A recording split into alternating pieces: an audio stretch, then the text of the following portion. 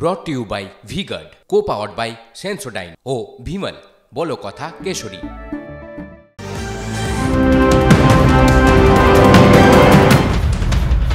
নজর রাখবে এই মুহূর্তে আরেকটি গুরুত্বপূর্ণ খবরে। দেশে নতুন ফৌজদারি আইন লাগু 1 জুলাই থেকে। আগেই ট্রেনিং পুলিশ, সরকারি আইনজীবী, ফরেন্সিক এক্সপার্টদের।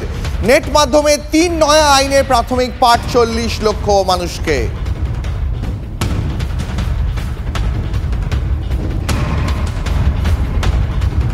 বীরভূমের কসবা গ্রামে এক বিলাসবহুল আবাসন তৈরি হচ্ছে। আবাসন নির্মাণকারী সংস্থা বোধহয় রবীন্দ্রনাথের 2 বিঘা জমি কবিতা থেকে অনুপ্রেরণা খুঁজে নিয়েছে। বাবু যেভাবে উপেনের 2 বিঘা জমিও কেড়ে নিয়েছিলেন, এই আবাসন নির্মাণকারী সংস্থাও নাকি উপেনদের 22 বিঘা জমি কেড়ে নিয়েছে। কসবা গ্রামের বাসিন্দাদের অভিযোগ, সরকার থেকে তারা জমির পাট্টা পেয়েছিলেন। কম নয়, সব মিলিয়ে প্রায় 22 বিঘা জমি। আজ থেকে কয়েক বছর আগের ঘটনা। সেই সমস্ত জমি নাকি জোর করে, ভয় দেখিয়ে ওই সংস্থা দখল করে নিয়েছে। এটা ওই জমির পাট্টা যারা পেয়েছিলেন সেই আদিবাসী মানুষগুলোর অভিযোগ। জমি দিবি নাকি ছেলের মাথা নিবি, হুমকি, হার হিম করা হুমকি। অভিযোগ, এই হুমকিটা শুনেছিলেন যারা, তারা বীরভূমের পাড়ুই থানা এলাকার কসবা গ্রামের বাসিন্দা। তাদের কি অপরাধ? তাদের অপরাধ, সরকার তাদের পাট্টা আর বর্গা দিয়েছিল। কসবার খঞ্জনপুর মৌজায় 22 বিঘা জমির পাট্টা আর বর্গা আদিবাসী আর কৃষকদের মধ্যে বিলি করেছিল রাজ্য সরকার। ওই 22 বিঘা জমি হলো কাল। অভিযোগ, বড় এক সংস্থার লোকজন রাতারাতি বাড়িতে বাড়িতে গিয়ে হুমকি দিতে শুরু করে, জমি দিবি নাকি ছেলের মাথা নিবি। ওই যে মাথা নেব। মাথা নেবে? হ্যাঁ। কি মাথা নেবে? কার মাথা নেবে? আমার ছেলে একটা আছে।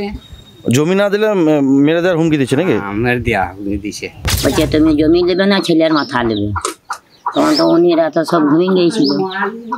বাবাকে, বেটাকে বললাম, বাবা তুমি জমি ছেড়ে দাও, আমরা ভিক্ষুটা সব ভিক্ষুই খাবো। তো এই জমি তো ফটিকবাবু দিয়েছিল আমাদেরকে চাষ করবার জন্য খেতে। সরকারের দান করা জমিতে আবাসন করে উঠবে, তাই পাট্টা চাই। পাট্টা যার, জমি তার। এই জন্যই নাকি হুমকি, হুঁশিয়ারি। খঞ্জনপুরের ওই জমিতে গড়ে উঠছে এক বিলাসবহুল আবাসন। সেই আবাসন জোর করে দখল করা জমিতে তৈরি হচ্ছে বলেই তো অভিযোগ। এতদিন যারা ভয়ে চুপ করেছিলেন, তারা এখন মুখ খুলছেন। কিসের জোরে? জোরটা ঝুঁকিয়েছেন মুখ্যমন্ত্রী মমতা বন্দ্যোপাধ্যায়। মমতা বন্দ্যোপাধ্যায় মন্ত্রী, শান্ত্রী, নেতা, নেত্রীদের সতর্ক করার পর, জমি জবরদখল মুক্ত করার জন্য পুলিশকে হাত খুলে কাজ করতে বলার পর, বীরভূমের ওই মানুষগুলো প্রশাসনের দ্বারস্থ হয়েছেন। লিখিত অভিযোগ জমা পড়েছে জেলা শাসক ও জেলা পরিষদের সভাধিপতির কাছে। অভিযোগের কাগজ, পাট্টার নথি সব TV9 বাংলার হাতেও এসেছে। জেলা শাসক এবং জেলা পরিষদের সভাধিপতি দুজনেই বলছেন, দখলদার যত শক্তিশালী হোক, বেআইনি দখল ভেঙে গুঁড়িয়ে দেওয়া হবে। ইনকোয়ারি যে ফাইন্ডিংস হবে তাই অনুযায়ী যথাযথ উপযুক্ত ব্যবস্থা নেওয়া হবে।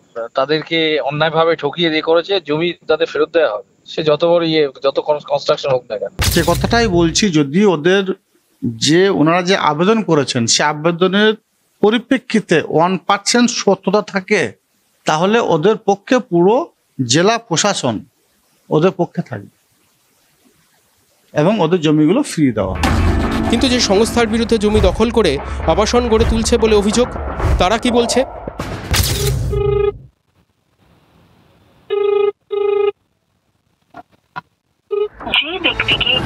সংস্থার কর্তা বা কর্মীরা কেউ ফোন ধরেননি।